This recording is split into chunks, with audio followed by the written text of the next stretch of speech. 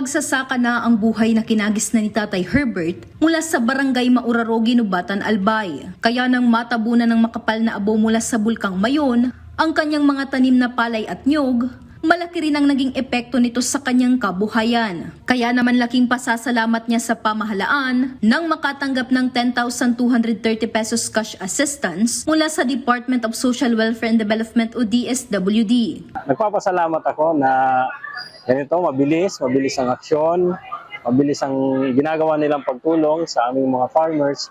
Kasi siyempre, kami rin ang bumubuhay ng mga tao.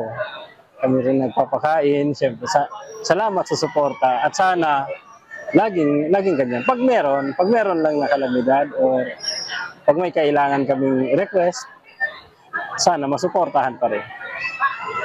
Si Tatay Guadencio naman mula sa Suwa, Kamalig, Albay na nakatanggap ng kaparehong ayuda, sinabing gagamitin niya ang pera upang muling makapagsimula sa pagsasaka. Malaking tulong ito na binibigay ng gobyerno kasi pambili namin ng pang-abono, saka pangbayad sa magtatanim, saka sa lahat ng pangangailangan sa pag-uuma, pagsasaka. Pangulong Ferdinand Marcos, malaking tulong po ito sa aming mga magsasaka kasi natulungan niyo kami.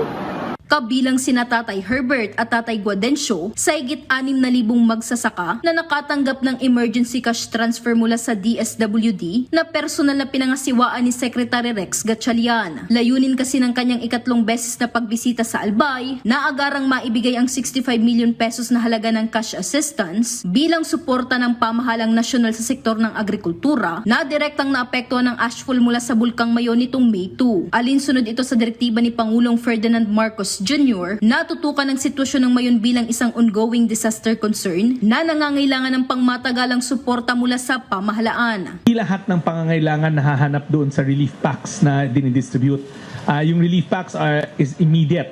Pero in the long run, may mga gamot na kailangan bilhin, may mga medical needs ng isang pamilya. Iba-iba ang bawat pamilya. May senior, may pregnant and lactating woman, may sakit. So that's why the emergency cash transfers come into play because we want to make sure na yung overall health and well-being ng mga evacuees or affected families natin ay natutugunan. That's why may emergency cash transfer. Sa pamamagitan ng agarang paghahatid ng ayuda at patuloy na pagtutok sa mga apektadong sektor, layo ng pamahalaan na matulungang makabangon ang mga residenteng apektado ng patuloy na aktibidad ng Bulkang Mayon.